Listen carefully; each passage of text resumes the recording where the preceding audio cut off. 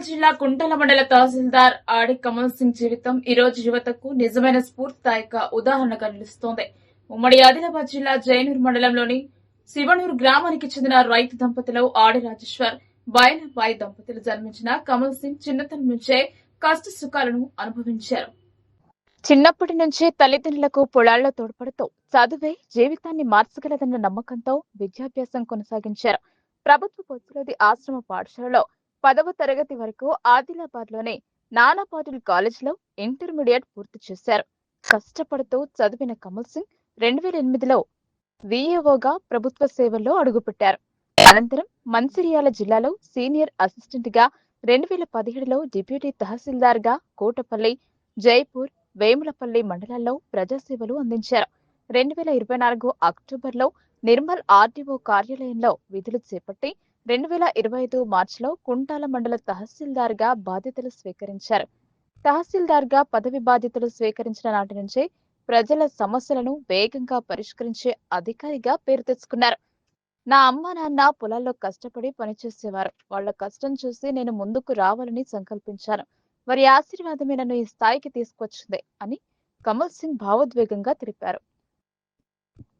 అవినీతికి తావు లేకుండా వ్యవస్థను శుభ్రంగా ఉంచడం, ప్రజల సమస్యలను నేరుగా వినడం తన ప్రధాన లక్ష్యమని ఆయన అన్నారు. షాదీ ముబారక్, కళ్యాణ లక్ష్మి వంటి పథకాల కోసం ఎవరూ మధ్యవర్తుల మాట వినకూడదు. దరఖాస్తులు నేరుగా సమర్పించండి, వేగంగా చర్యలు తీసుకుంటామని ప్రజలకు భరోసా ఇచ్చారు. ఆడి కమల్ సింగ్ జీవితం కష్టపడితే సాధ్యమని నిరూపించిన రైతు బిడ్డ కథ. ప్రజాసేవకు అంకితమైన ఆయన ప్రయాణం యువతకు మార్గదర్శకంగా నిలుస్తోంది. అందరికీ నమస్కారం. నా పేరు ఆడే కమల్ సింగ్, తండ్రి పేరు రాజేశ్వర్. మాది జైనూర్ మండలంలోని శివనూరు గ్రామం. నేను చాలా నిరుపేద కుటుంబంలో నేను జన్మించినాను. కాబట్టి ఆ కుటుంబం నుంచి ఈరోజు తహసీల్దార్గా ఎదిగినాను. కాబట్టి నిరుపేద పరిస్థితి ఎలాంటిది అనేది నాకు చాలా పుట్టుక నుంచి నాకు అనుభవం కలిగి ఉంది. కాబట్టి ఈ స్థాయిలో ఈ తహసీల్దార్గా నేను చైర్లో కూర్చున్న తర్వాత అలాంటి నిరుపేదలకు సేవ చేయాలనే ఉద్దేశం నా మనసులో దృఢంగా ఉంటుంది. కాబట్టి నేను తహసీల్దార్గా ఏ నిరుపేద ప్రజలు వచ్చినా కూడా వాళ్ళకి ఎలాంటి ఆటంకం కలిగించకుండా నేరుగా నా ఛాంబర్లో పిలిపించుకొని వారి యొక్క సమస్య వాళ్ళని కూర్చోబెట్టి వారి యొక్క సమస్యను మొత్తం విన్న తర్వాత వాళ్ళు దానికి ఆ సమస్యను విశ్లేషణ చేసి వాళ్ళకి ఏ విధంగా నేను సాయం చేయగలుగుతానని ఆలోచనతోటి ఆలోచించి ఒక రోజు, 2 రోజులు, 3 రోజులు ఇంత ఆలస్యం జరిగినా కానీ వారి యొక్క పనిని నేను పరిపూర్ణంగా చేసి వాళ్ళకు పంపిస్తున్నాను. దానివల్ల ఏమవుతుందంటే అక్కడక్కడ ఈ బ్రోకర్ వ్యవస్థ అనేది మొత్తం డ్యామేజ్ అయిపోయింది.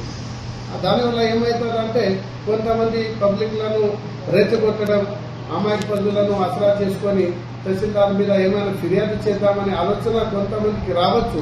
కానీ అలాంటి బెదిరింపులకు మాత్రం ఏమాత్రం భయపడకుండా ఎవరైతే నిజమైన వారు ఉన్నారో సరైన ఏదైతే విశ్లేషణ చేసి అది కరెక్ట్ వాస్తవంగా కలిగి ఉందని చెప్పేసి నాకు ఫైండ్ అవుట్ అయిన తర్వాత వెంటనే ఎక్కడ ఆలస్యం లేకుండా వారి యొక్క పని చేయడం జరుగుతుంది.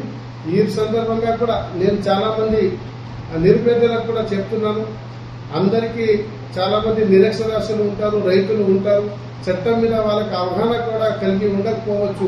అలాంటి వ్యక్తులు వాళ్ళకి ఏం తెలియకపోయినప్పటికీ కూడా నేరుగా వారి యొక్క సమస్యను నా దృష్టికి తీసుకువస్తే ఖచ్చితంగా వాళ్ళకి మనం పరిష్కారం అయ్యిన పనులు ఉంటే ఖచ్చితంగా వాళ్ళు పని చేసి పెట్టే బాధ్యత ఒక తహసీల్దార్గా నా మీద ఉంది.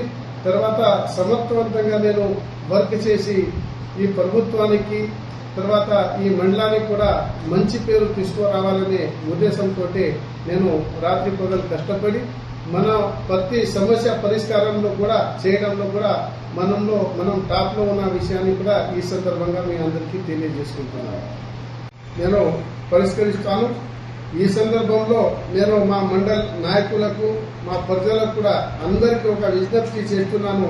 ఎందుకంటే మీకోసం నేను కష్టపడుతున్నా కాబట్టి మీరందరూ నాకు సహాయ సహకారాలు అందించి అందరు నిరుపేదలకు సేవ చేసే భాగ్యాన్ని కల్పించాలని కోరుకుంటూ అందరికీ